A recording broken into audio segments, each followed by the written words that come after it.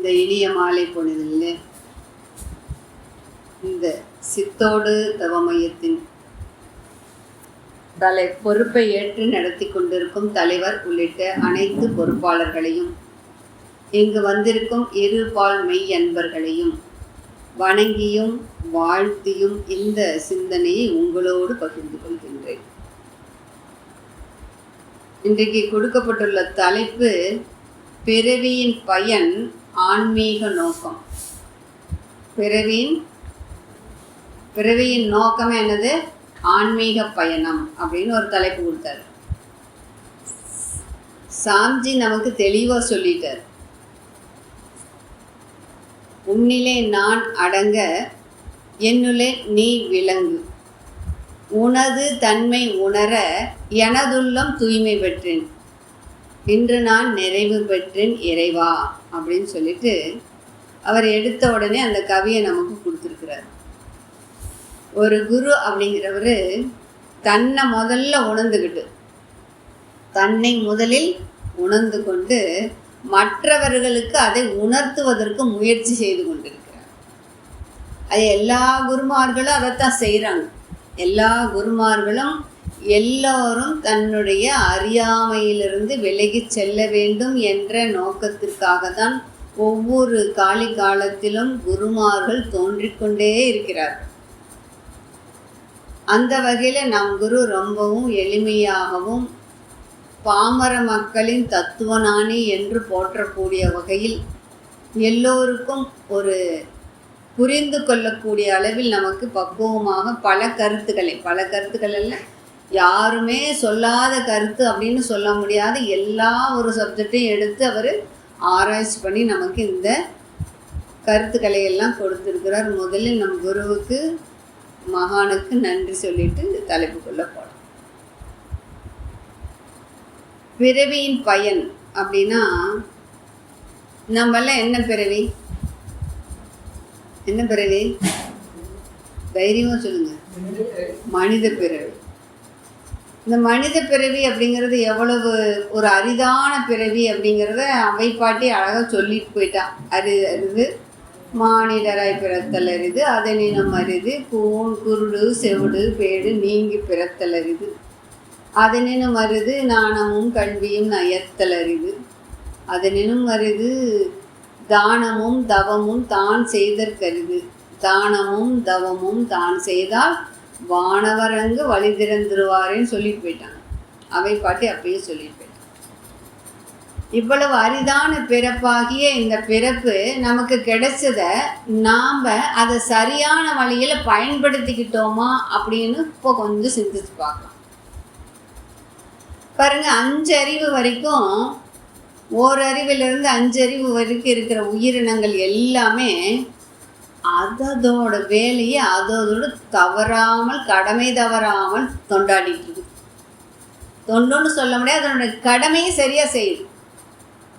எல்லாமே மிருகங்களாகட்டும் பறவைகளாகட்டும், அதை யாராவது அலாரம் வச்சு எழுப்புறாங்களா, அது சோம்பேறித்தனமாக இருக்குன்னு கொஞ்சம் நேரம் ரெஸ்ட் எடுக்குதா, இல்லை இங்கே போகக்கூட ஒரு நாயை எடுத்துக்கோங்க, எல்லாமே அதனுடைய கடமையிலிருந்து தவறாது அது கடமையாற்றி கொண்டிருக்கிறது.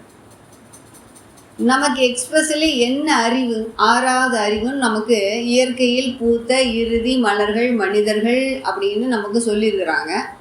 இந்த மனித அறிவு அப்படின்னா நம்ம எப்படிப்பட்ட சிந்தனையாக நமக்குள்ளாக இருக்கணும்? இந்த 5 அறிவை தாண்டி தான் நமக்கு வந்திருக்கிறோம். மாணிக்க வாசகர் தெளிவாக சொல்லிட்டார். புல்லாகி பூடாகி புழுவாகி மரமாகி பல்விருகமாகி பறவையாய் பாம்பாய் கல்லாய் மனிதராய் தேவராய் கணங்களாய் எல்லா பிறப்பும் பிறந்து இழைத்தேன் என்பெருமான்ட்டார். எத்தனை மெய்யே உன் பொன்னடிகள் கண்டின்று வீடுற்றேன். இத்தனை பிறப்பும் பிறந்ததனுடைய பயனே என்ன? உன்னுடைய பாத கமலங்களில் நான் சரணாகதி அடைவதே பெரிய விஷயம், அதுதான் மூலம்னு சொல்லி மாணிக்க வாசகர் தெளிவாக சொல்லிட்டார். அப்போ நாம் காலையில் எழுந்த உடனே முதல்ல என்ன நினச்சிட்டு எழுந்திருக்கிறோம்? இவ்வளவு அரிதான பிறப்புன்னு சொல்லி மாணிக்க வாசகர் சொல்லியிருக்காங்க, அவை பிராட்டி சொல்லியிருக்கிறாங்க, மகான்கள் எல்லாம் சொல்லிட்டாங்க. நமக்கு அந்த பிறப்பு இந்த ஜென்மத்தில் நமக்கு கிடச்சிருக்கு. இந்த பிறப்பான இந்த அரிதான பிறப்பு கிடைச்சது நம்ம எப்படி பயன்படுத்திக்கிட்டு இருக்கோம் அப்படிங்கிறத வச்சு சிந்திக்கலாம். எப்படி பயன்படுத்தி கொள்ளணும் அப்படிங்கிறத பற்றி தெரிஞ்சுக்கலாம். காலையில் எந்திரிச்ச உடனே நம்ம முதல்ல நமக்கு தோன்றுகின்ற எண்ணம் என்ன? ஐயோ அதுக்குள்ளே விடிஞ்சிருச்சா,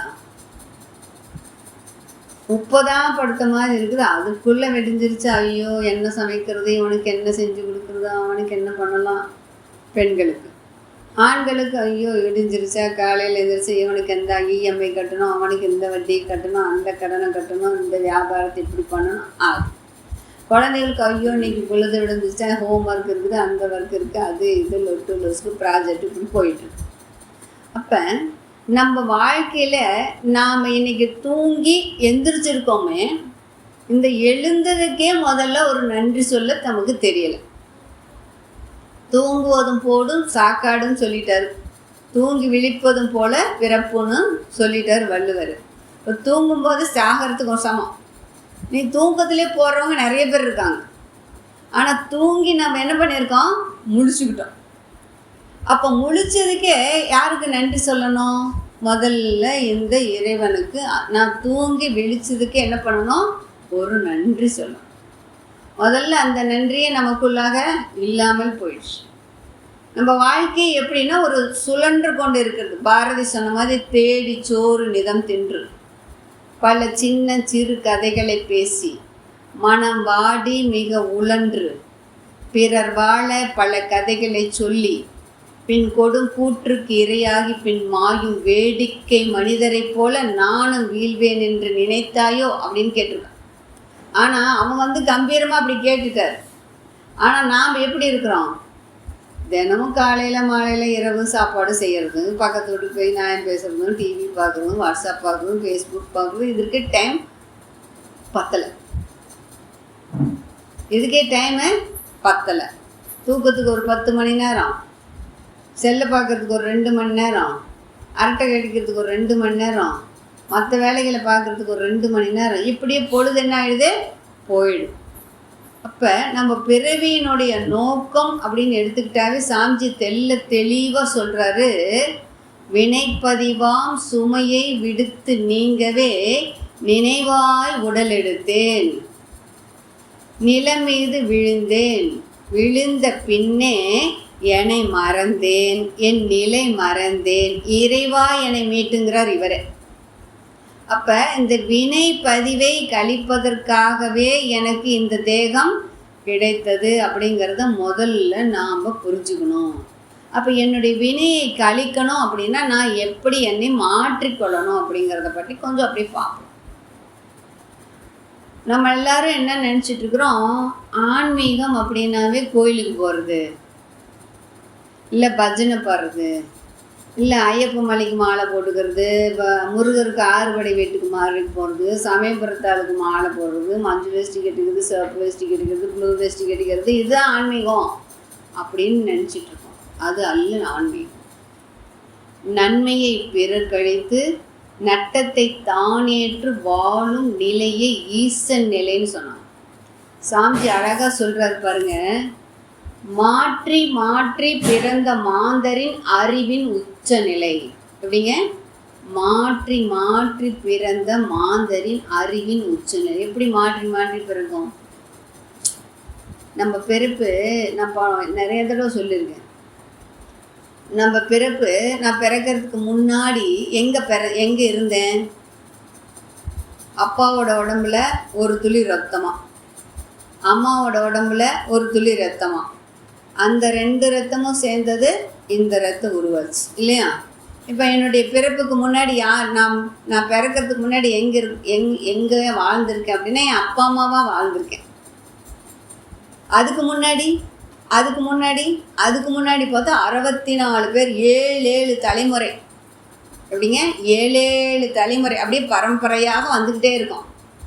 அப்படி மாற்றி மாற்றி பிறந்த இந்த மாந்தரோட அறிவின் உச்சநிலை எப்படி இருக்குன்னா, ஆற்றல் மிக்க இறைநிலையை அறிந்து ஒன்று நிறைவடைவது. இந்த பிறப்பினுடைய நோக்கம் எப்படிங்க? ஆற்றல் மிக்க இறைநிலையை அறிந்து ஒன்று நிறைவடைவது. ஏற்றமிக்க இந்த நோக்கத்தை மறந்து உலக பொருள்களில் போற்றி. இந்த நோக்கத்தை நம்ம என்ன பண்ணுறோம்? மறந்து போயிடும்.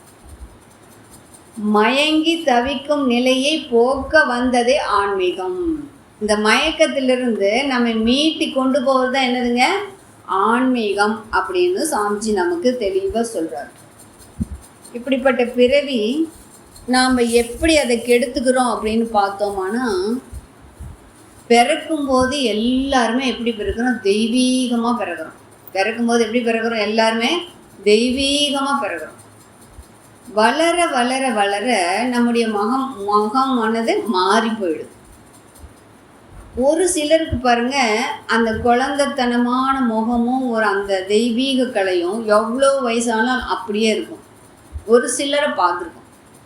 இப்போ சாமிஜியை பார்த்தாலும் அப்படியே தான் இருக்குது. அவர் சின்ன வயசில் எப்படி அவரோட மனநிலையில் இருந்ததோ அதே மனநிலை இன்னைக்கு வரைக்கும் அப்படியே இருக்குது. அப்படின்னா அந்த மனசை எப்படி பக்குவப்படுத்திக்கிறது? நம்ம என்ன பண்ணுறோம்? மனப்பக்குவம் அப்படிங்கிறது இல்லாத காரணத்தினால்தான் இந்த பிறவியின் நோக்கமாகிய ஆன்மீகத்துக்குள்ளே செல்வதற்கு தடையாக இருப்பது என்ன அப்படின்னா, நம்ம முதல்ல உடலில் நலத்தை பக்குவமாக பார்த்துக்கணும். உடல் நலம் பேணுதல். இந்த உடல் நலம் பேணுதல் அப்படிங்கிறத நம்ம என்ன நினச்சிக்கிறோம்? எத்தனை ஒரு நேரம் சாப்பிடுவேன் யோகி, 2 நேரம் சாப்பிடுவேன் போகி, 4 நேரம் சாப்பிட்றவங்க துரோகின்னு சொல்லுவாங்க. 3 நேரத்துக்கு எதோ சொல்லுவாங்க. ஒரு வேளை உண்பவன் யோகி. நம்மளால் ஒரு நேரம் சாப்பிட்டு இருக்க முடியுமா? 2 வேளை சாப்பிட்றதுக்கு நிற்கிறதே கஷ்டம். 3 வேளை சாப்பிட்டா தான் மனசுக்கு ஒரு நிறைவாகவே இருக்குது. முதல்ல நம்ம என்னன்னு இந்த உணவிலிருந்தே என்ன பண்ண, அன்னமய கோஷத்திலிருந்து முதல்ல வெளியே வரவே இல்லை. அப்போ இந்த உடலை உள்ளே போடுற சாப்பாடு மட்டும் ஜீரணம் பண்ணிக்கிற ஒரு மிஷினாக வச்சுருக்கோமா, இந்த உடலை ஆரோக்கியமான மிஷினாக வச்சுருக்கோமா அப்படின்னா, இந்த உடம்பை உள்ளே போட்டால் ஜீரணிக்கிற ஒரு மிஷினாக மட்டும் பயன்படுத்திட்டு இருக்கோம். இதை ஒரு அப்பப்போ சர்வீஸ் பண்ணி சுத்தப்படுத்தி சரியாக்கக்கூடிய ஒரு பக்குவமான ஒரு உடலை வச்சுக்கக்கூடிய ஒரு பக்குவம் நமக்கு தெரியல. அதுக்கு தான் சாமிஜி நமக்கு என்ன சொல்லி கொடுத்துருக்காரு? முதல்ல எடுத்தவுடனே மன்றத்துக்கு நீங்கள் வர்றீங்களோ தொடர்ந்து வரலீங்களோ, முதல்ல வந்தது நமக்கு என்ன சொல்லி கொடுக்குறாரு? உடற்பயிற்சி. இந்த உடலை மேம்படுத்துவதற்காக உடற்பயிற்சின்னு முதல்ல கொடுத்தாரு. இந்த உடற்பயிற்சிக்கு அடுத்தது என்ன கொடுத்துறாரு? உடலை நல்லா வச்சுருந்தா உயிரும் நல்லா ஸ்ட்ராங்காக இருக்கணும்.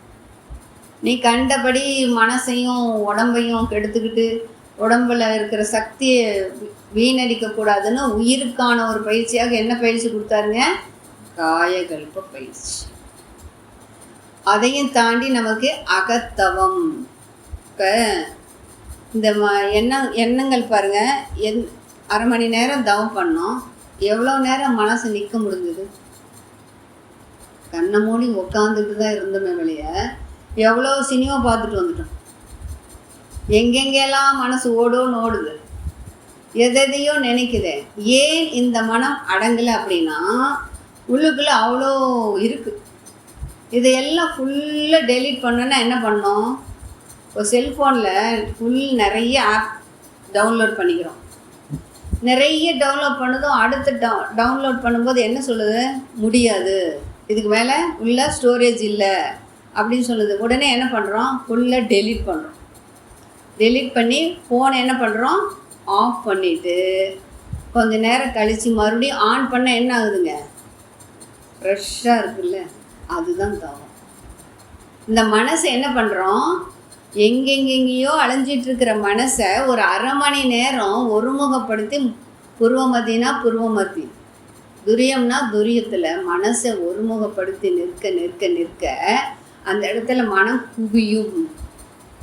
அதை தான் சாமிஜி சொல்கிறாரு, ஒன்றி ஒன்றி நின்று அறிவை பழக்க உறுதி நுட்பம் சக்தி இவை அதிகமாகும்.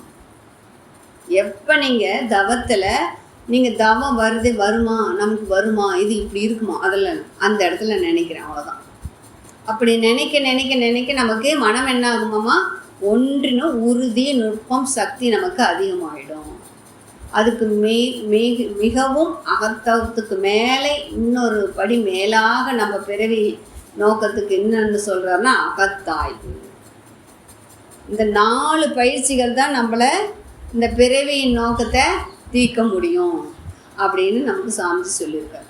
சரி, இந்த பிறவியின் நோக்கத்திலிருந்து மீண்டு பல பேர் மகான்கள் நமக்கு வெளிப்படுத்தி சாதாரண ஒரு வாழ்க்கை வாழ்ந்து மிக சிறப்பாக ஆன்மீகத்துக்குள்ளே போயிருக்கிறவங்கள கொஞ்சம் அப்படி பார்க்கலாம். இப்போ ராமகிருஷ்ண பரமஹம்சர் எடுத்துக்கோங்க. அவர் சிறந்த மகான், நம்ம எல்லாருக்குமே தெரிஞ்ச விஷயம். இன்றைக்கு ராமகிருஷ்ண மடம் அப்படிங்கிறது நிறைய இருக்குது. அதை அவரையே பிரபல்யப்படுத்தியவர் யார்? விவேகானந்தர். தன்னுடைய குருவையே மிகச்சிறப்பாக வெளிக்கொண்டு வந்தவர் யாருன்னா விவேகானந்தர். அப்படிப்பட்ட ராமகிருஷ்ணர் சிறந்த ஒரு தத்துவ ஞானி. மக்களுக்கு நல்லதை சொல்லி அந்த காளியை தானே காளியாக மாறி அங்கு வர்றவங்களுக்கு நல்ல பாடம் புகட்டி அவங்களுக்கு ஒரு நல்ல ஆன்மீகத்துக்குள்ளே போய் அவங்களுக்கு ஒரு நல்ல தத்துவார்த்தமான கருத்துக்களை சொல்லி சிறந்த மகானாக வாழ்ந்துட்டு வந்தார். அவருடைய வயதான காலம் பாருங்க, அவருக்கு தொண்டையில் கேன்சர் வந்துருச்சு. கேன்சர் வந்த உடனே அங்கே இருக்கிற அந்த சீடர்களுக்கெல்லாம், இவ்வளோ பெரிய மகான் இருக்கீங்க, நீங்கள் போய் இப்படி ஒரு கஷ்டப்படுறீங்களே, எல்லாருக்கும் அந்த காளிக்கிட்ட கேட்டு எங்களுக்கெல்லாம் நல்லது செய்கிறீங்களே, நீங்கள் அந்த காளிக்கிட்ட கேளுங்க, அவன் உங்களுக்கு நல்லது செய்வா அப்படின்னு சொல்கிறாரு. அவர் ஏன் இதை சொல்கிறேன்னு நல்லா கவனிக்கணும். அவர் சொல்கிறாரு, இந்த உடம்புக்காக நான் காளிக்கிட்ட எதுவும் கேட்க மாட்டேன். ஏன்னா இந்த உடம்பு எங்கேருந்து வந்தது? முன்னாடி பிறவியில் நான் என்ன செய்தேனோ அதற்கான வினையை நான் இந்த பிறவியில் என்ன பண்ணணும்? அனுபவித்து தான் தீர்க்கணும். அப்போ அந்த வினையை நான் அனுபவிக்காமல் போனால் அடுத்த பிறவி எடுத்தாலும் என்ன ஆகும்? தொடர்ந்து எனக்கு வந்துக்கிட்டே தான் இருக்கும். அதனால் இதுக்காக நான் காளிக்கிட்ட என்ன பண்ண மாட்டேன், கேட்க மாட்டேன் அப்படின்னு சொன்னார். இதில் நாம் என்ன எடுத்துக்கணும்? முன்னோர்கள் செய்தவினை, சாமிஜி நமக்கு என்ன சொல்லியிருக்காரு? முன்னோர்கள் செய்தவினை வித்தில் உண்டு, மூளையிலே நீ செய்த பதிவு அனைத்தும் உண்டு. நம்ம மூளையில் ஏற்கனவே எல்லா பதிவும் என்ன இருக்குது? ரெக்கார்டாக இருக்குது. இந்த ஜென்மத்தில் நாம் எப்படி வாழணும், எப்படி இருக்கணும் அப்படிங்கிறத ஏற்கனவே என்ன பண்ணியிருக்கு? இறைநிலை முடிவு பண்ணி வச்சிருக்கு. அதையும் தாண்டி நம்ம ஆன்மீகத்துக்குள்ளே வரணும் அப்படின்னா பயிற்சியும் முயற்சியும் இல்லாமல் என்ன பண்ண முடியாது? வெற்றி பெறுவது மிக மிக கஷ்டம். ஆன்மீகத்தில் முதல் படி எடுத்து வைக்கணும் அப்படின்னாவே முதல்ல நம்ம தெரிஞ்சுக்கிறது யாரிடமும் குறை காணணும். அப்படிங்க ஆன்மீகத்தில் ஃபஸ்ட்டு ஸ்டெப்பை நான் எடுத்து வச்சுருக்கேன் நான் ஆன்மீகத்துக்குள்ள அப்படின்னு சொன்ன முதல் காரணம் என்னதுங்க? பிறருடைய குறை காணாமை. சரிங்க, நம்ம வாழ்க்கையில் நாம் எப்படி ஆன்மீகத்துக்குள்ளே போக முடியுமா? குடும்ப வாழ்க்கையில் இருந்துக்கிட்டு சாதாரண ஒரு மனுஷனாக இருந்துக்கிட்டு நான் எப்படி மகான் ஆக முடியுமானா, மகானாகி வாழ்ந்தவர்கள் எல்லாரும் சாதாரண மனிதர்களே. வேதாத்ரி மகரிஷி நம்ம இவ்வளோ பெரிய மகானாக எடுத்து நம்ம இன்றைக்கி ஆராய்ச்சி பண்ணிகிட்ருக்கோம். அவருடைய பிறப்பு ஒரு சாதாரண ஏழை வயிற்றில் தான் பிறந்திருக்கிறாரு. சாப்பாட்டுக்கு என்ன பண்ணியிருக்காரு? கஷ்டப்பட்டுருக்கிறாரு. கஷ்டப்பட்டு அடுத்த வேளை சாப்பாட்டுக்கே வழி இல்லாமல் தானே இருந்தவர். அப்படி இருந்தவர் தானே இன்றைக்கி மகானாக வேதாத்ரி மகரிஷியாக குருவாக நம்மளால் ஏற்றப்பட்டு இன்றைக்கு போற்றக்கூடிய அளவுக்கு வளர்ந்திருக்கிறாருன்னா எல்லா மகான்களும் சாதாரணமாக பிறந்தவர்களே. அதில் பாருங்கள், ஒரு மகானை எல்லாரும் சொல்கிறதையே நம்ம சொல்ல வேண்டாம்னு கொஞ்சம் வித்தியாசமாக எழுதிட்டு வந்தேன். நிசர்கதத்த மகாராஜ் அப்படின்னு சொல்லி குஜராத்தில் ஒருத்தர் இருக்கிறார், நிசர்கந்த மகாராஜ். அது சாதாரணமாக அவர் பீடு சுற்றி விற்றுட்டுருக்குறோம். பீடு சுற்றி அந்த பொழப்பு நடத்திட்டு இருக்கிறவர். இந்த பீடி சுற்றுறவங்களாம் போய் ஒரு மகானா அப்படின்னு நம்ம நினைக்கலாம். அவருக்கு இந்த வீடு சுற்றி அந்த தொழில் செய்துக்கிட்டே இருந்தாலும் அவர் மனசுக்குள்ளே ஒன்று ஓடிக்கிட்டே இருக்காமா. நம்ம இந்த வேலைகள் இப்படியெல்லாம் செய்கிறோம், இப்படியெல்லாம் சம்பாதிக்கிறோம், நான் யார், நான் எப்படி இருக்கணும், என்னை பற்றி தெரிஞ்சுக்கணும் அப்படின்னு யோசனை பண்ணிகிட்டே இருக்கும்போது அவருக்கு 34வது வயசில் ஒரு குரு வந்தாராம். அவர் சொன்னாராம், நீ இந்த உடல் அல்ல, நீ மனமும் அல்ல, நீ ஒரு ஆன்மா. இதை மட்டும் மனசில் வச்சுக்கிட்டு வேலை செய்ய. இந்த உடம்பு நீ இல்லை, இதில் இருக்கிற மனசும் நீ இல்லை, நீ வெறும் ஆன்மா அப்படின்னு நினச்சிட்டு வேலை செய்ய அப்படின்னா. இவர் இந்த ஒரே ஒரு வரி அவருடைய மனசுக்குள்ள ஆழமாக பதிஞ்சிருச்சான். அப்படியே பதிஞ்சு பதிஞ்சு பதிஞ்சு அவருடைய மனம் பூரா அதையே திருப்பி திருப்பி சிந்தனை பண்ண பண்ண பண்ண பண்ண அவருக்கு பெரிய ஞானி ஆயிட்டாராமா. அவர்கிட்ட போய் ஆசீர்வாதம் வாங்கிட்டு போகணும், அவர் பேச்சை கேட்கணும் அப்படின்னு சொல்லி அவரை சுற்றி ஒரு பல லட்சம் மக்கள் அவர் கூடயே இருக்காராம். ஆனால் அவர் கடைசி வரைக்கும் என்ன பண்ணியிருக்காரு, தாடி வச்சுட்டு மொட்டைக்கிட்டையெல்லாம் ஒன்றும் இல்லை, சாதாரண ஒரு மனிதராக ஒரு ஜிப்பா போட்டுட்டு வீடு சுற்றிட்டு இருக்கிறார். இதை நம்ம இந்த கதையில் படிச்சு அதையே நம்மளை இப்போ பழனியில் கூட ஒரு சாமியார் இருக்காரு, பேர் என்னது, கணக்கம்பட்டியாருங்க.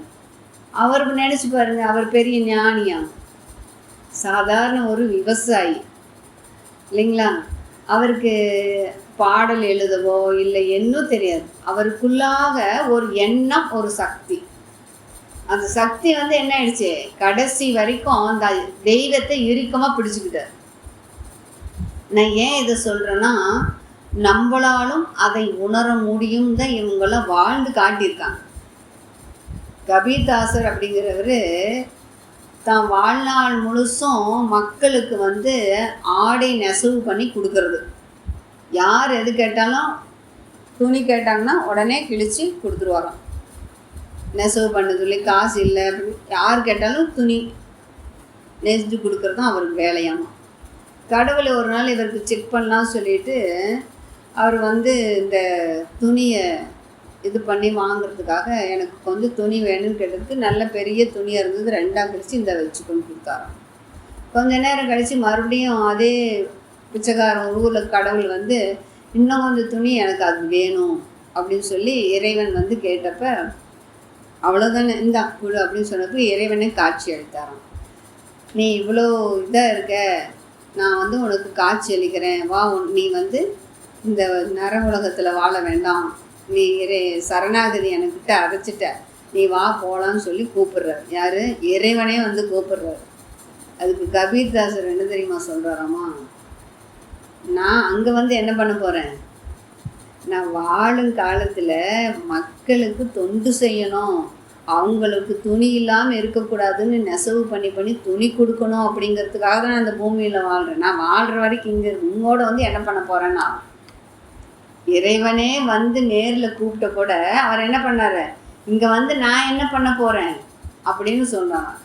இது ஏன் சொல்கிறேன்னா, இதில் நமக்கு எடுத்துக்கொள்ள வேண்டிய கருத்து ரமணர்ல இருந்து எல்லா மகான்களும் சொன்ன கருத்துக்களிலிருந்து நாம் என்ன எடுத்துக்கொள்ள வேண்டும் என்றால், ஒவ்வொரு மனிதனும் எப்படி வாழ்ந்தான் அப்படிங்கிறத விட எப்படி வாழ வேண்டும் என்று தெரிந்து வாழ பழகிக்கொள்ளும் போது மட்டும்தான் நம்ம ஆன்மீகத்துக்குள்ளாக முதல்ல ஸ்டெப் எடுத்து வைக்க முடியும் அப்படிங்கிறத முதல்ல தெரிஞ்சுக்கணும். அந்த வகையில் நமக்கு சாமிஜி இந்த கருமையம் அப்படிங்கிறது தூய்மை அடைந்தால் மட்டுமே நம்ம ஆன்மீகத்தை அடைய முடியும்னு தெளிவாக சொல்லிட்டார். அதுக்கு ஒரு பாடல் கூட சொல்லியிருப்பார், நிறைவு பெறாமல் இருக்கும் ஆசைகளின் கூட்டம், நெஞ்சம் மனம் பேச்சு இடை பிணக்காகும் பொய்கள், நிறைவளிக்கும் பொறாமை வஞ்சம் இவை நெறி பிறந்த உணவு உழைப்பு உறக்கம் உடலுறவு கரைப்படுத்தும் எண்ணம் இவை அனைத்தும் கருமையத்தை களங்கப்படுத்திவிடும், கருத்தோடு சீர் செய்வோம்னு சொல்லிட்டு போயிட்டார். நிறைவு பெறாமல் இருக்கும் ஆசைகளின் கூட்டம். ஃபஸ்ட்டு வரி எடுத்துக்கோங்க. நம்ம மனசுக்குள்ளாக ஆசைகள் என்பது இல்லாமல் இருக்கா? இருக்குங்க. ஆசை இல்லாமல் இருக்க முடியுமா மேடம்? சாஞ்சியே ஆசைப்படுன்னு சொல்லிட்டாரு, நீங்கள் என்ன மேடம் இப்படி கேட்குறீங்க? சாஞ்சி நல்லா தெளிவாக தெரிஞ்சுக்கணும், ஆசை சீரமைத்தல்னு ஒரு பயிற்சியை கொடுத்துட்டு ஒரு வார்த்தை சொல்லியிருக்காரு.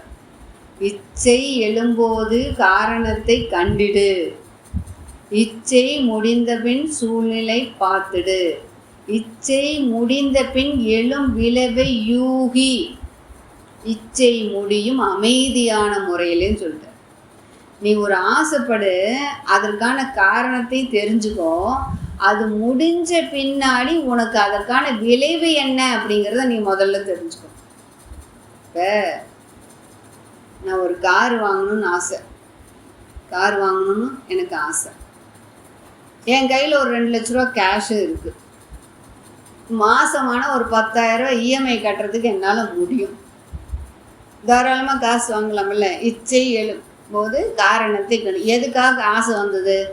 இதில் என் கையில் 2 லட்ச ரூபா பணம் இருக்குது, மாதமான ஒரு 10 ரூபா என்னால் லோன் கட்ட முடியும், ஒரு 10 வருஷம் கட்டணும்னா எனக்கு காரு கிடச்சிரும், அதுக்காக ஆசைப்பட்றேன். இச்சை முடிந்த பின் எழும் விளைவை யூகின்னு அடுத்த வரி போட்டிருக்கிறார். என்ன அர்த்தம் அப்படின்னா, 2 லட்சம் பேங்கில் போய் கட்டிட்டேன், மாதமான 10,000 கட்ட முடியும், கார் வீட்டுக்கு வந்துருச்சு. ஆனால் எனக்கு கார் ஓட்ட தெரியாது. எனக்கு என்ன பண்ண தெரியாது? கார் ஓட்ட தெரியாது. அப்போ நான் கார் ஓட்ட தெரியாதுன்னா நான் டிரைவர் வச்சு ஆகணும். இன்றைக்கி டிரைவருக்கு ஒரு 1000 ரூபாய் இல்லைன்னா வரமாட்டாங்க இல்லையா? இப்போ 1000 ரூபாய் இல்லைன்னா அவன் வரமாட்டான். அப்போ எக்ஸ்ட்ரா 1000 ரூபாய் எனக்கு செலவுக்கு வேணும். வீட்டில் கார் இருந்தால் வாரம் மனசு கம்முன்னு இருக்குமா? பெண்டாட்டி கணவன் குழந்தைகள்லாம் என்ன பண்ணோம்? எப்போ கார் வாங்கி சும்மா வச்சு வீட்டுக்கு வச்சுருக்கிறதுக்கா? வெளியே எங்கேயோ கூட்டிகிட்டு போவான். வெளியே கூட்டிகிட்டு போனால் இன்றைக்கி 2000 3000 எல்லாம் வெளியே வர முடியுமா? முடியாது. இப்போ எக்ஸ்ட்ரா டிரைவருக்கு ஒரு 1000, எக்ஸ்ட்ரா டிஃபன் செலவுக்கு ஒரு 2000, 4000 தேவைப்படுமா? இப்போ வீட்டில் அப்பா அம்மாலாம் இருந்தான்னு வச்சுக்கோங்க. அவங்க என்ன ஏன்டா நீங்களும் அங்கேயும் இங்கேயும் போகிறீங்களே, எங்களையும் டிரைவர் போட்டு ஒரு கோயில் குளத்துக்கு அனுப்பக்கூடாதா கேட்பாங்களா இல்லையா? அவங்க கேட்பாங்க. அப்போ அவங்க கேட்டாங்கன்னா அவங்களுக்கு போகணும். இப்போ வாரம் எக்ஸ்ட்ராவாக என்ன செலவு வருது? ஒரு 5000 ரூபா செலவு. இப்போ 4 வாரத்துக்கு என்னாச்சு? 20,000 ரூபா செலவு. என்னால் எவ்வளோ முடியும்? மாதம் 10,000 ரூபா லோன் கட்ட தான் முடியும். ஆனால் எக்ஸ்ட்ரா எனக்கு எவ்வளோ செலவாது? 20,000 ரூபா எக்ஸ்ட்ரா தேவைப்படுது. என்னால் முடியுமா? முடியாது. அப்போ என்ன பண்ணணும்? இந்த ஆசையை கேன்சல் பண்ணணும். இந்த ஆசையை என்ன பண்ணணும்? அழிச்சிடு. அந்த தைரியம் இருக்கா? அப்போ முடியாது, ஆனாலும் உள்ளுக்குள்ளே ஆசையை வச்சுக்கிட்டே இருப்பேன் அப்படின்னா அது என்னது? வருத்த அலை. மனசுக்குள்ள என்னது? அதைத்தான் சொன்னாலும் நிறைவு பெறாமல் இருக்கும் ஆசைகளின் கூட்டம். இது போல் இது ஒன்று. இது மாதிரி எத்தனை எத்தனை எத்தனை எத்தனை பல பேர் பாருங்களேன். இப்போ ஒரு குறிப்பிட்ட வயசுக்கு மேலே போயிட்டா அவங்க பசங்கக்கிட்டேயோ பேரங்கிட்டேயோ எப்பயோ ஒரு காலத்தில் ஒரு இடம், அந்த இடம் மெயின் ரோட்டில் இருந்திருக்கும், அந்த இடம் இவங்கள தான் இருந்திருக்கும். அதை அப்போதைக்கு சூழ்நிலைக்கு விற்றுருப்பாங்க. இப்போ போகும்போது கூட இந்த இடம் யாருக்கு தெரியுமா? நம்மளுக்கு. அப்போ விற்றுட்டேன், இன்னைக்கெல்லாம் விற்றுருந்தா எங்கேயோ போயிருக்கோம். திருப்பி திருப்பி சொல்லுவாங்க. நான் பல பேரை பார்த்துருக்கேன், பல பேருடைய பேசுகிறத கேட்டு இருக்கேன். இந்த இடம் நம்மளது, அன்னைக்கு விற்றுட்டேன். இப்போ அந்த அலை எங்காகும்? இங்கே ஆன்மாவுக்குள்ளே போய் பதியும். நல்ல கவனிக்கும். இது போல் ஒவ்வொரு வார்த்தைகளும் ஒவ்வொரு எண்ணங்களும் எங்கே போய் பதியுதுன்னா ரெக்கார்ட் ஆகிட்டே இருக்குது கருமையத்தில். இப்போ இந்த நிறைவு பெறாமல் ஆசைகளின் கூட்டம் இருக்க என்ன ஆகும்? அடுத்து அடுத்து அடுத்து அடுத்து பிறவிதான் வந்துக்கிட்டே இருக்கும். இந்த ஸ்ரீ ராகவேந்திரன் சொல்லி மந்திராலயாவில் இருக்கிறார் இல்லையா, அவருடைய முன்னாடி பிறப்பு என்னவன்னா பிரகலாதனா பிறந்தாராம். முற்பிறவியில் பிரகலாதனா இருந்தவர் தான் பின்னாடி ராகவேந்திரா வந்தார் அப்படின்னு சொல்லி சொல்கிறாங்க. இந்த பிரகலாதனா அந்த நரசிம்ம அவதாரம் எடுக்கிறார் இல்லையா, நரசிம்ம அவதாரம் எடுத்து முடிச்ச பிறகு அந்த பிரகலாதன் ஒரு யாகம் வளர்த்துறார். அந்த குழந்தை யாகம் வளர்த்துது. அது ஏதோ ஒரு காரணத்தினால் அந்த யாகம் தடைபட்டு போய் நின்றுடுச்சு. அப்போ அது நல்லதோ தெட்டதோ தெரியல, அந்த யாகம் நின்று போச்சு. அந்த பிறவி பல பிறவி தாண்டி ராகவேந்தர் எந்த இடத்துல யாகம் நடந்ததோ அதே இடத்துல சமாதி அடைஞ்சிட்டார். எப்பயோ செய்த வினை இந்த ஜென்மத்தில் என்ன ஆகுதுங்க, அது நிவர்த்தி ஆகிக்கிட்டே போயிட்டே இருக்கு. அதுபோல தான் நம்ம வாழ்க்கையில் நடக்கிற ஒவ்வொரு நிகழ்ச்சிகளும் ஒவ்வொரு செயல்களும் எண்ணம் சொல் வார்த்தை எல்லாத்துலேயும் வர அத்தனையும் ஏற்கனவே ரெக்கார்ட் பண்ணது தான் வெளிப்பட்டுக்கிட்டே இருக்க வழியா புதுசாக ஒன்றும் வரல. நம்மளே ஏற்படுத்திக்கிட்டு தான், நம்ம ஏற்படுத்திக்கிட்டது தான் திருப்பி திருப்பி ரெக்கார்டாக வந்துட்டு இருக்கு. நீங்கள் இந்த சூர்யா படம் மாஸ் படம் பார்த்துருக்கீங்களா? மாஸ் சூர்யா நடிச்ச படம் நினைப்பு இல்லையா? சூர்யா நடிச்சிருப்பார். அதில் மாசுன்னு ஒரு படம். அதில் அவர் கண்ணுக்கு மட்டும் இறந்தவருடைய ஆவியெல்லாம் தெரியும். அவன் வீட்டுக்குள்ளே போனால் போன்னு துரத்திட்டு ஒரு வீட்டுக்குள்ளே போனால் அவனை சுற்றி ஒரு 20 பேர் நிற்கும். ஆனால் இவன் கண்ணுக்கு மட்டும் தெரியும். ஏன் என்னை சுற்றிட்டு இருக்கீங்க நான் கேட்குறான். அவங்க எல்லாரும் நாங்கள் சாகும்போது இந்த ஆசையோடு செத்துட்டோம், இந்த ஆசையை நாங்கள் நிறைவேற்ற முடியாது, எப்படியாவது நீ நிறைவேற்றி வைன்னு சொல்லி அவன் ஒவ்வொருத்தருடைய ஆசையாக நிறைவேற்றுவான். அந்த ஆசை நிறைவேற்றணும் அப்படியே அந்த ஆன்மா கலைஞ்சு போயிடும். படம் அதே தான் நம்ம வாழ்க்கையும். நம்ம இப்போ ஒரு ஆசையை வச்சு நான் கடைசி வரைக்கும் சாகிற வரைக்கும் நான் சாம்பார் வடை சாப்பிட்ணும், ஐயோ லட்டு சாப்பிட்ணும், ஐயோ நான் கறி சாப்பாடு சாப்பிட்ணும் அப்படின்னு நீங்கள் நினச்சிட்டு இருந்தால் நீங்கள் கறி சாப்பாடு சாப்பிட்ற வீட்டுக்கு தான் போய் சேருவீங்க, ஆன்மீகத்துக்குள்ளே வரமாட்டீங்க. அப்போ நீங்கள் எந்த ஆசையை மனசுக்குள்ளே வச்சுக்கிட்டே இருக்கீங்களோ அந்த ஆசை என்ன பண்ணணும்? நிறை மனமாக. என்னுடைய வாழ்க்கை என்ன இப்படித்தான், நான் இதை என்ன பண்ணேன், ஏற்றுக்கொள்கிறேன். என் வாழ்க்கை நஷ்டம் கஷ்டம் எல்லாமே இருக்கு, இது எல்லாம் கொடுத்தது யாரு? நீதான். அப்படிங்கிற ஒரு தெளிவு வரணும். பரிணாம வளர்ச்சியில் மகரிஷி சொல்கிறாரு, நான் என்பது யாராக இருக்கேன்? சுத்த வெளியாகத்தான் இருக்கேன். முதல்ல இறைவெளியே தன்னிருக்க சூழ்ந்து அழுத்தும் ஆற்றல்னு சொல்லிட்டார். முதல்ல என்னவா இருந்தது? சுத்தவெளி. சுத்தவெளியினுடைய தன்மாற்றம் எப்படியா இருக்குது? சூழ்ந்து அழுத்துது. அழுத்தும் போது என்னவா மாறுது? இறை துகள். இறை துகள் ஒன்றோடு ஒன்று சேரும்போது என்னவா மாறுது? விண்கள். ஒரு விண் இன்னொரு விண்ணோட சேரும்போது மூலகங்கள். மூலகங்கள் ஒன்று கூடி என்னவா மாறுது? பஞ்சபூதங்கள். பஞ்சபூதங்களினுடைய தன்மாற்றமாக தான் என்னென்ன வந்துச்சு? ஓரறிவு, ஈரறிவு, மூவறிவு, 4 அறிவு, 5 அறிவு, 6வது அறிவாக மனிதனாக இன்னைக்கு உட்கார்ந்துருக்கோம். அதைத்தான் சாமிஜி என்ன சொல்றாரு? இயற்கையில் பூத்த இறுதி மலர்கள் மனிதர்கள் அப்படின்னு சொல்றாரு. அப்போ இந்த 6வது பரிணாமம் அடைஞ்சு அந்த சுத்தவெளியில் இருக்கிற அத்தனை பதிவும் இதுக்கு முன்னாடி என்னென்ன பிறவியிலெல்லாம் எடுத்தோமோ அத்தனை பதிவு யாருக்குள்ள வந்திருக்கோம்? நம்முடைய கருமயத்தில் வந்துதான் இருக்கும். அப்போ அந்த நிறைவு பெறாமல் இருக்கும் ஆசைகளின் கூட்டம். முதல்ல இதை என்ன பண்ணணும்? நிறை மனமாக. இதை என்ன பண்ணணும்? முதல்ல நிறை மனமாக. நெஞ்சம் மனம் பேச்சு இடை பிணக்காகும் பொய்கள். நம்ம வீட்லேயே ஒருத்தர் வேலை செய்கிறாரு, ஒரு கட்டட வேலை செய்கிறாரு, நம்ம சொல்லி அவர் கேட்கவே இல்லை. உடனே என்ன பண்ணணும்? மக்களாக காசு வாங்குறிய, அறிவில் வேலை செய்ய தெரியாதா சொல்கிறோமா இல்லையா? காசு மட்டும் கேட்க தெரியுதில்ல அப்படிங்கிறோம். நம்மளை கீழே இருக்கிறவங்கள துவசம் பண்ணி திட்டுறோம், நமக்கு மேலே இருக்கிறவங்கள கும்பிடு போட்டு எப்படியாவது முடிச்சுக்கிடுங்க அப்படின்னு கெஞ்சுறோம். அப்போ இதெல்லாம் என்னது? மறைமுகமாய் நேர்முகமாய் எனக்கு போய் வார்த்தையே திறந்த என்னது? இவனை திட்டுறதும் அவனை பாராட்டுறதும், அவன் பாராட்டி கரும்பு முடிச்சு இவங்ககிட்ட எல்லாம் போய் நான் எப்படியெல்லாம் பேசணும் தலை எழுத்தா இருக்குதுல. இதெல்லாம் என்னதுங்க? மறைமுகமாய் நேர்முகமாய் இந்த மனசுக்குள்ள 1000 போராட்டம். இதெல்லாம் வேண்டாங்கிறார். இதெல்லாம் இருக்கும்போது மனசு எப்படி இருக்கும்? ஃப்ரீக்வன்சி லெவல் போய்கிட்டே இருக்கும். எல்லாத்தையும் நிதானமாக இறைநிலையே நானாக இருக்கிறேன், இறைவனே நான் கடவுள்னு சொல்லிக்க கூடாது, இறைநிலையே நானாக இருக்கு. அதுதான் அறிவு தான் தெய்வம். என் அறிவு தான் என்னவா இருக்கு, தெய்வமாக இருக்குது அப்படிங்கிறத நம்பி இதை நம்ம எப்பயுமே கடைபிடிச்சோமானா சரியா. அதே போல் கரைப்படுத்தும் எண்ணம், நெறி பிறழ்ந்த உணவு, உழைப்பு, உறக்கம், உடலுறவு, கரைப்படுத்தும் எண்ணம். உணவுலையும் சரி, உழைப்புலையும் சரி, உறக்கத்துலேயும் சரி, எப்பயுமே என்ன பண்ணக்கூடாது, அளவு முறை மீறவே கூடாது. ஆனால் உணவு அப்படிங்கிறது நம்ம பல பேருக்கு என்ன பண்ணுறோம், இவ்வளோதான் சாப்பிடணும், இப்படி தான் இருக்கணுங்கிறது தெரியல.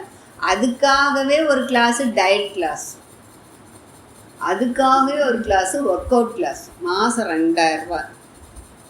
நிறைய பேரை பார்த்துருக்கேன். எங்கள் மருமகள்லாம் கூட அதுக்கு தான் போகிறாங்க. வீட்டில் குனிஞ்சு நின்று வேலைக்காரையை நிறுத்திட்டு வீட்டில் குனிஞ்சு வலித்து துவைச்சி போடும் வேலையை அங்கே போய் எல்லாம் துவைக்கிற வேலை தானே செய்கிறீங்க. ஒர்க் அவுட்டு ஏறுறீங்க, குதிக்கிறீங்க, வீட்லேயே அந்த வேலையை செய்யுங்க. செய்ய மாட்டாங்க. அந்த மாதிரி எல்லாம் பழகி போயிட்டோம்.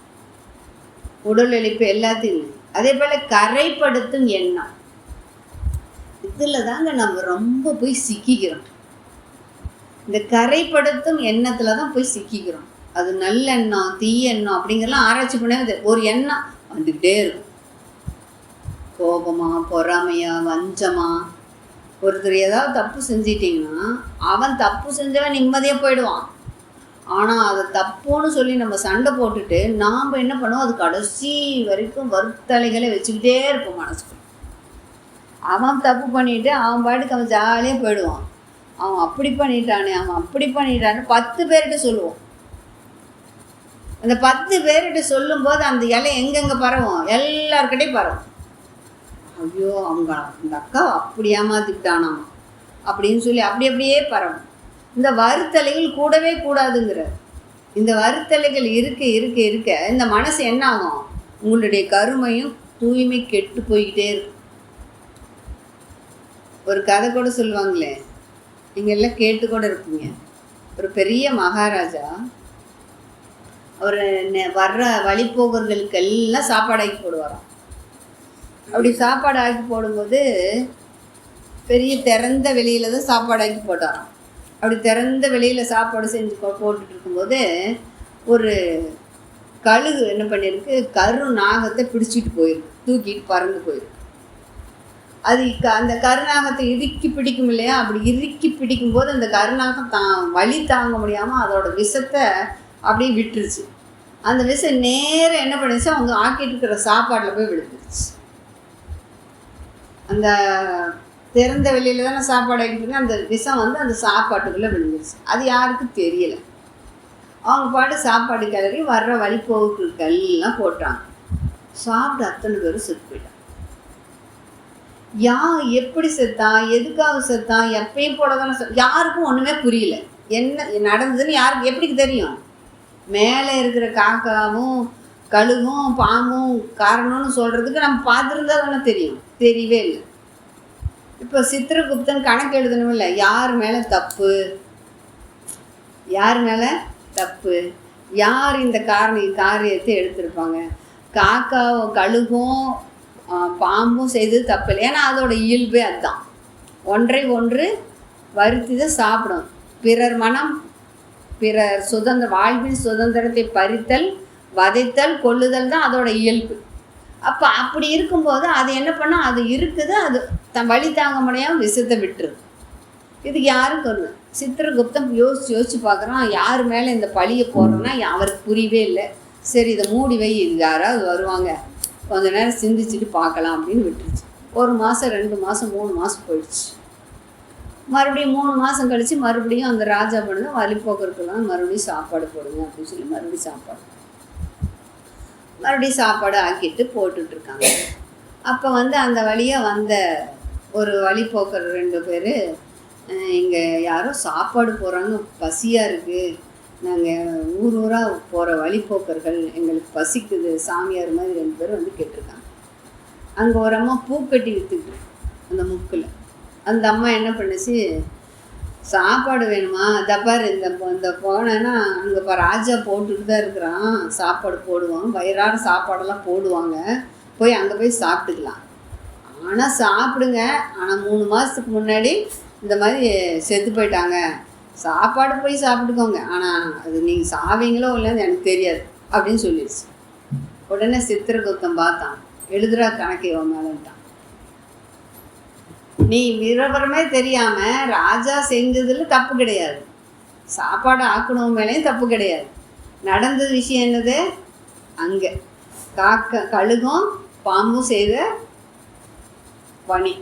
இங்கே இந்த அம்மா என்ன பண்ணுது, ராஜா சாப்பாடு போடுறான், அதனால் அதில் விஷம் பண்ணுறது செத்து போயிட்டாங்க, அது உன்னுடைய நேரம், நீ பொழைச்சிக்கு பசிதுன்னா போய் சாப்பிட்டுக்கோ அப்படின்னு சொன்னால் அது குறை தானே, குறை சொல்லும். அப்போ ஒரு குறை அப்படின்னு சொல்லும்போது அந்த கணக்கு என்னவா போகுது, பாவ கணக்கு. அப்போ நம்முடைய வாழ்க்கையில் இந்த குறை என்பது வரும்போதே நமக்கு பாவக்கணக்காக மாறும்போது நம்ம வாழ்க்கையில் நினச்சி பாருங்கள், எத்தனை விதமான எண்ணங்கள், எத்தனை விதமான செயல்கள், எத்தனை விதமான வார்த்தைகள் இது வரைக்கும். அதனால தான் சாமிஜி சொல்கிறாரு, மௌனத்தில் நீங்கள் உட்காந்து நல்லா ஆழ்ந்து தவம் பண்ணுங்க. தவம் பண்ணிவிட்டு நீங்கள் யாரெல்லாம் நீங்கள் மனசு வருத்தும்படி பேசுனீங்களோ அவங்கக்கிட்ட எல்லாம் மன்னிப்பு கேளுங்க.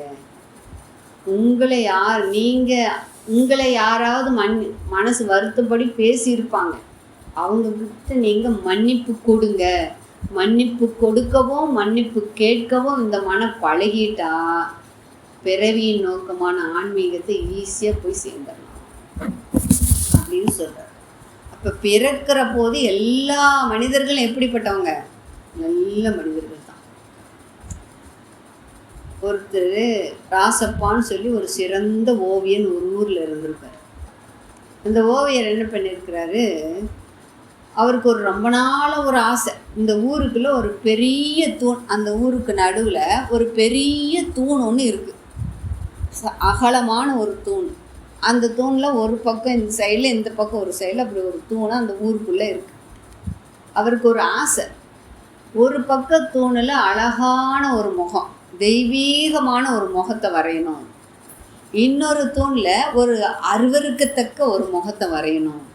அந்த ரெண்டு எப்படி இருக்குன்னு பார்க்கணுன்னு இவருக்கு ஆசை. இவர் தேடி தேடி போகிறாரு. ஒரு கடற்கரையில் ஒரு 5 வயசு குழந்தை, ரொம்ப அழகு, தெய்வீகமான ஒரு அழகு. அந்த குழந்தைய தேடி பிடிச்சி எப்படியா அந்த அப்பா அம்மாட்ட கேட்டு கூட்டிகிட்டு வந்து உட்கார வச்சு வரைகிறாரு. வரைஞ்சா அப்படி ஒரு தெய்வாம்சமாக அமைஞ்சு போச்சு. பார்க்குறவங்களாம் நின்று கற்பூரம் வச்சு சாமி கும்பிட்ற அளவுக்கு அந்த முகம் அவ்வளோ அழகாக அமைஞ்சு போயிடுச்சு. ஆனால் 20 வருஷமாக தேடுறாரு அந்த அருவருப்பான ஆக்ரோஷமான ஒரு முகத்தை கண்டுபிடிக்கவே முடியல. அப்படியே வருடங்கள் ஓடி போயிட்டே இருக்கு.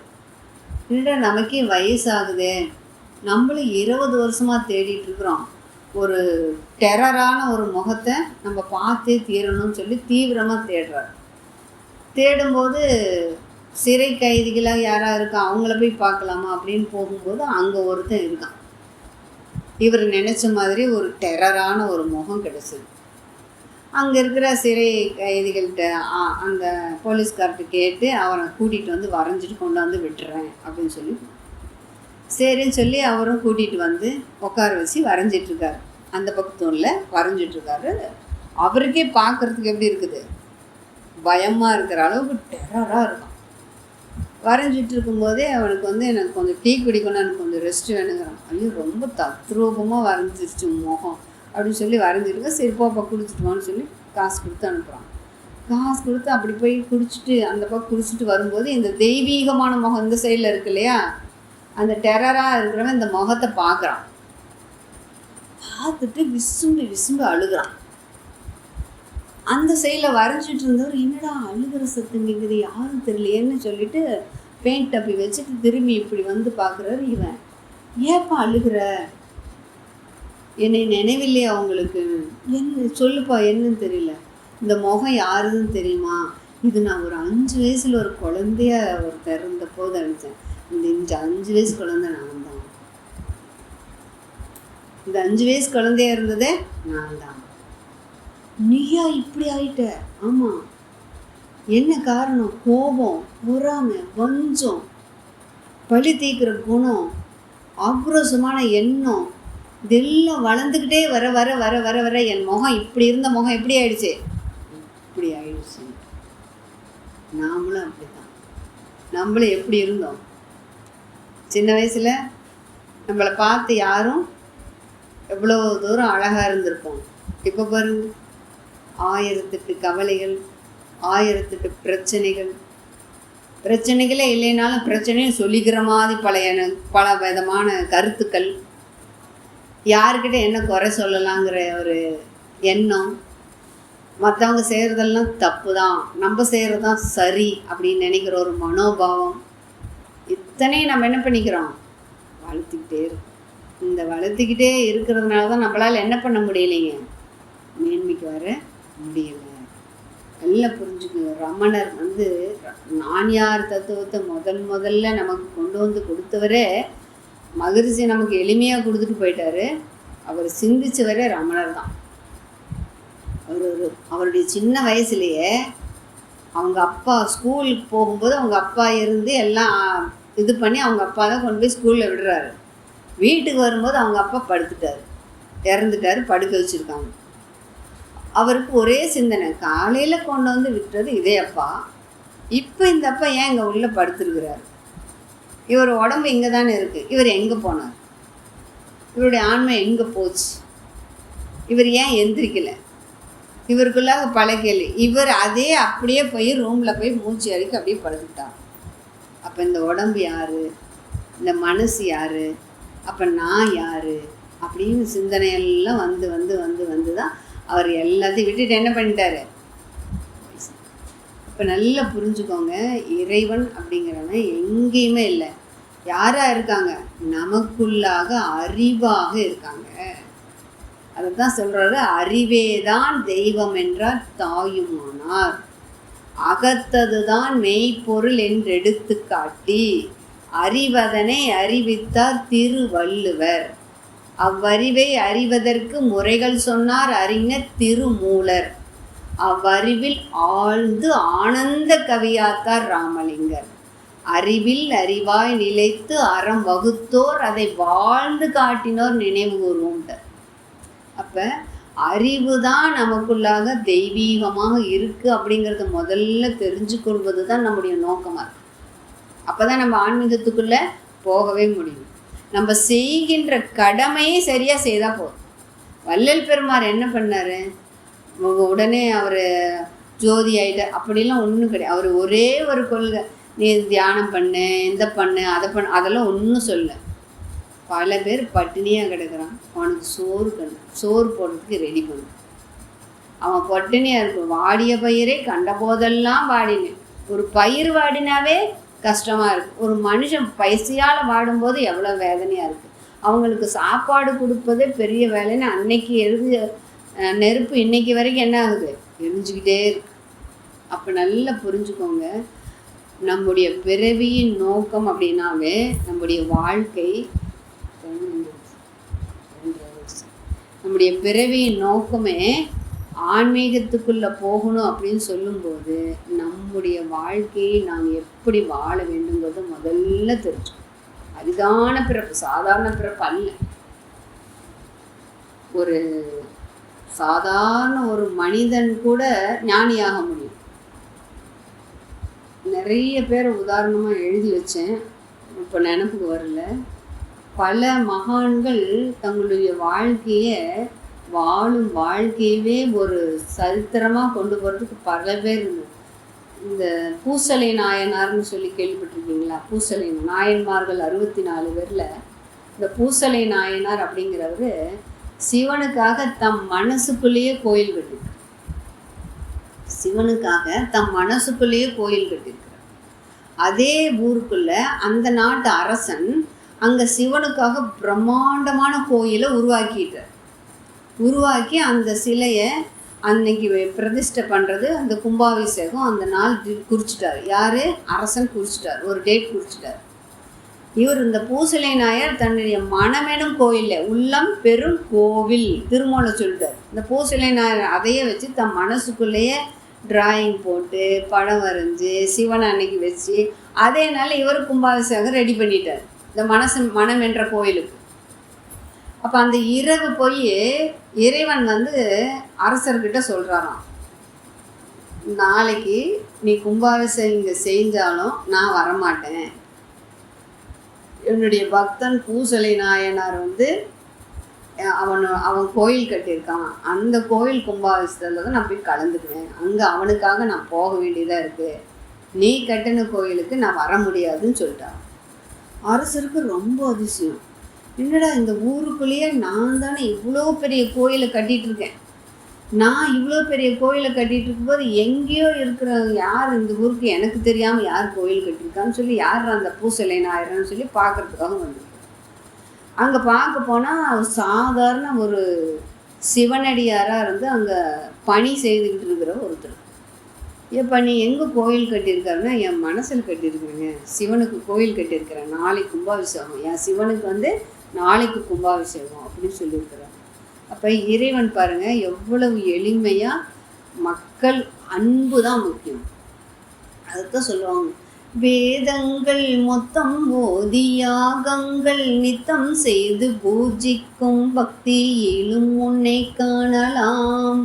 பசி என்று தன் முன் கையேந்தி நிற்போருக்கு தன்னுணவை தந்தாள் கூட உன்னை காணலாம். உன்னை காண பல கோடி இங்கு வாரி இருக்கிறார்கள், எளிதாக உன்னை சேர இங்கு யாரு இருக்கிறார்கள். அலங்காரம் அதில் நீ இல்லை, அகங்காரம் மனதில் இல்லை, துளிக்கல்லம் கவடம் இல்லாத அன்பில் வாழ்கின்றான். உணர்ந்தேன் உணர்ந்தேன் உனையே, மறந்தேன் மறந்தேன் என்னையே. இதுதான் வாழ்க்கை. யார்கிட்ட இருக்காங்க? துளி கல்லம் கபடம் இல்லாத அன்பில். பூசலை நாயனார் ஏதாவது மனசுக்குள்ளே வச்சுருந்தாரா? யாரோ எங்கே கூட அவருடைய மனசுக்குள்ளே அன்பெனும் கோயிலில் அழகாக கோயில் கட்டி அங்கே யாரை வச்சிருக்கிறாரு? இறைவனையே தனக்குள்ளாக வச்சிருக்கிறார். அந்த இறைவன் எங்கே வந்துட்டார்? அவருக்குள்ளாக வர்றார். இப்போ இறைவன் அப்படிங்கிற தனியே எங்கேயோ ஒரு உருவமாக இல்லை, யாராக இருக்காரு? நானே அறிவாக இருக்கிறேன். எல்லாருக்கூடையும் இறைவன் எங்கே இருக்கிறாரு? உயிரா அறிவா மனமாக இருந்துக்கிட்டே தான் இருக்காரு. உயிரை பார்க்க முடியுமா? முடியாது. உங்களுடைய அறிவை பார்க்க முடியுமா? முடியாது. உங்கள் மனசை பார்க்க முடியுமா? முடியாது. அதே போல் இறைவனை என்ன பண்ண முடியாது? பார்க்க முடியும். பார்க்காத ஒன்றை நுணுகி போக போக போக போக உணர்ந்து கொள்ளக்கூடிய ஒரு அறிவாக நமக்குள்ளாக அறிவே என்னவா இருக்குது? தெய்வமாக இருக்குது. முதல்ல அப்போ யாரை உணரணும்? தன்னை உணர்தல். இந்த பிறவியின் நோக்கமே என்னதுங்க? என்னை உணர்ந்துக்கணும். அது இல்லாமல் நம்ம என்ன பண்ணுறோம்? எதையோ சுமந்துக்கிறோம். ஒரு சிற்பி ஒரு பெரிய பாறை, அந்த பாறையில் செதுக்கி செதுக்கி செதுக்கி செதுக்கி அழகான ஒரு சிலையை உருவாக்கிட்டார். ரொம்ப அற்புதமான ஒரு சிலை, கலைநயமிக்க ஒரு தெய்வீக சிலையை உருவாக்கிட்டார். தேவையில்லாத கற்களை எல்லாம் வெட்டி வெட்டி போட்டு அழகான ஒரு சிலை உருவாயிடுச்சு. அந்த தேவையில்லாத கல்லெல்லாம் இருக்கு இல்லையா, அந்த கல்லையெல்லாம் ஒரு பையில் போட்டு மூட்டை கட்டி தோளில் சுமந்துடுவாங்க. ஒரு நாணி பார்த்து கேட்குறாரு, ஏன்டா இதை தூக்கிட்டு போகிற? இல்லை, இந்த தேவையில்லாததெல்லாம் செதுக்கி எடுக்கங்காட்டி தான் அவ்வளோ அழகான ஒரு சிலை வந்தது. நான் எப்போ பாரு அந்த அந்த கஷ்டப்பட்டதை நான் எடுத்ததை எல்லாம் நினச்சி பார்த்துட்டே இருப்பேன்ல அப்படின்னு சொன்னான். அட முட்டாளே, அதையே திருப்பி கஷ்டப்பட்டு எடுத்ததை நினைக்கிற, அந்த அழகான சிலையை நினச்சி அதுக்குள்ளே போ, அதுதானே முக்கியம் அப்படின்னு சொன்னாராம். நம்மளும் என்ன பண்ணுறோம்? நம்ம வாழ்க்கையில் எதிர்நோக்கில் இருக்கிற கஷ்டத்தை தான், நம்ம பட்ட கஷ்டங்களையே தான் திருப்பி திருப்பி என்ன பண்ணிகிட்ருக்குறோம்? நினச்சி பார்த்து வருத்தப்பட்டுருக்கோம் ஒழிய நம்ம சந்தோஷங்களை என்ன பண்ணலை, நினைக்கிறதுக்கு தெரியவும் இல்லை, பார்க்கணுங்கிற எண்ணமும் இல்லை. சந்தோஷம் வந்தால் அது சந்தோஷமாக அனுபவிக்க நமக்கு தெரியாது. கஷ்டத்தை மட்டும் என்ன பண்ணுறோம்? ரொம்ப சந்தோஷமாக அனுபவிக்கக்கூடிய அளவுக்கு நம்ம இந்த கஷ்டத்தை இஷ்டப்பட்டு ஏற்றுக்கிட்டு அதையே கஷ்டமாக வாழ்க்கையை வாழ்ந்துட்டோம். நம்முடைய பிறவியின் நோக்கமே என்னதுங்க? இறைநிலை உணர்தல். அப்போ அந்த உணர்வு அப்படிங்கிறது எப்படி வரும்? என்கிட்ட இருக்கிற தேவையில்லாத 6 குணங்களையும் எடுத்துட்டேனா நானே யாராக இருக்கேன்? இறைவனாக இருக்கேன். மனதின் மறுமுனை இறைவன். இந்த மறுமுனையை கடக்கிறதுக்கு தடையாக இருக்கிறது என்கிட்ட இருக்கிற ஆணவம், கண்மம், மாயை என்ற 3 மலங்களும் தான் எனக்கு தடையாக இருக்குது. இந்த தடையை நான் நீக்க வேணும் அப்படின்னா நம்முடைய மனசை தெளிவாக வச்சுக்கிட்டாவே நம்ம எல்லோருமே இந்த பிறவி பயனாகிய ஆன்மீகத்தை ஈஸியாக, அதுக்காக தான் நமக்கு சாமிஜி ரொம்ப சிம்பிளாக கொண்டு வந்துட்டார். ரொம்ப சிம்பிள். நம்ம எந்த ஒரு நீங்கள் வேறு எதில் போட்டாலும் மொட்டை அடிச்சுக்கணும், வெள்ளை சேலை கட்டிக்கணும், அது வெங்காயம் சாப்பிடக்கூடாது, தக்காளி சாப்பிடக்கூடாது, அது சாப்பிடக்கூடாது, இது சாமி ஒன்றும் சொல்லு. நீ என்ன வேணால் சாப்பிடு, பயிற்சி மட்டும் செய். குடும்பத்தை விட்டு போயிடணும், நீ குடும்பத்தில் இருந்துக்கிட்டு இந்த துறவு வாழ்க்கையை மேற்கணும். உறவிலே கண்ட உண்மை நிலை தெளிவு துறவு, நிஷ்காமிய கர்மம். நீ இருந்துக்கிட்டே நீ என்ன வேணால் செய் அப்படிங்கிற அளவுக்கு நம்ம தெளிவாக நமக்கு தன்னை அறிதல் அப்படிங்கிற ஒரு அற்புதமான ஒன்றை கொடுத்து உன்னை நீ தெரிஞ்சுக்கிட்ட நீயே யாராக இருக்க? இறைவனாக இருக்க. இப்போ நம்ம இந்த பிறவியின் நோக்கமே என்ன பண்ணோம்? முதல்ல என்னை அறிந்து கொள்ளும். என்னை அறிந்து கொள்ளும் போது நான் யாராக உணர்றேன்? இறைவனே நானாக தான் இருக்கேன். இறைவன் எங்கேயோ போய் தேடலை, எங்கே இருக்கேன்? என் மனசுக்குள்ளேயே இருக்கேன். என் மனசை இருக்கிறதே யார்? இறைவன் தான். அப்போ எனக்குள்ள எப்படிப்பட்ட அன்பு இருக்கணும்? அன்பூற்றாக, கருணையாக. ஒரு மரம் எப்படி நல்லா வளர்ந்து வேறு பிடிச்சு நல்ல மாம்பழம் அப்படியே கனி சுவையோட கொத்து தான் காய்க்குது. காய்த்து பழமான உடனே அது காம்புலேருந்து என்ன பண்ணுது? தானாக விடுபட்டு கீழே விழுந்துருதா?